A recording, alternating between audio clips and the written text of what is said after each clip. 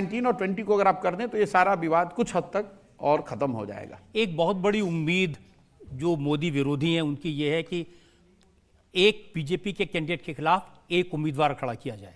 ये इररिलेवेंट बात है भी, बीजेपी के खिलाफ एक कैंडिडेट तो 300 जगह पे खड़ा पहले से ही है। उन 300 जगह पे आप अपना स्ट्राइक रेट ठीक कर लो। गुजरात में आप बता दो कितने मोदी जी के भाजपा के खिलाफ कितने कैंडिडेट खड़े, एक कांग्रेस है। राजस्थान में कितने लोग हैं, मध्य प्रदेश में कितने लोग हैं, छत्तीसगढ़ में कितने लोग हैं।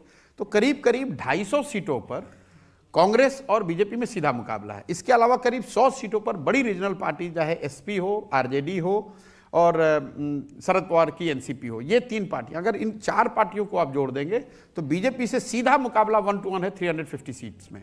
प्रॉब्लम यह है कि इन 350 सीट्स में, problem from the opposition point of view, कि इन 350 सीटों में ये चारों पार्टियों का स्ट्राइक रेट सिंगल डिजिट में है।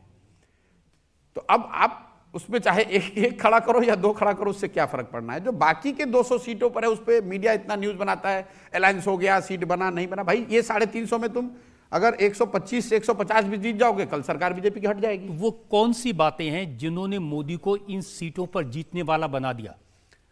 देखिए, बीजेपी की जीत की 4 वजह मेरी समझ से दिखती है। एक तो उनका जो हिंदुत्व का विचारधारा है, एक बड़ी समाज में एक बड़ा वर्ग है जो हिंदुत्व के नाम पर उनको वोट करता है। दूसरा, जो मोदी 2014 के बाद से हम लोगों ने ये नया राष्ट्रवाद का एक शुरू किया है, मोदी जी ने neo nationalism, hyper nationalism, whatever you want to call it, कि भारत की ताकत, भारत की स्थिति देश में विदेश में।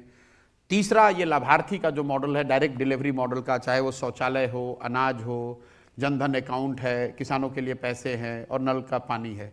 ये 5 चीज़ें जो लोगों को सीधे डिलीवर हुई हैं। और चौथा, उनका जो ऑर्गेनाइजेशनल मसल है और जो ऑर्गेनाइजेशनल और फाइनेंशियल स्ट्रेंथ है, पुट टुगेदर अगर ये 4 चीज़ों में आप 3 चीज़ों पे उनसे बेहतर नहीं करोगे तो आपके जीतने की संभावना कम है।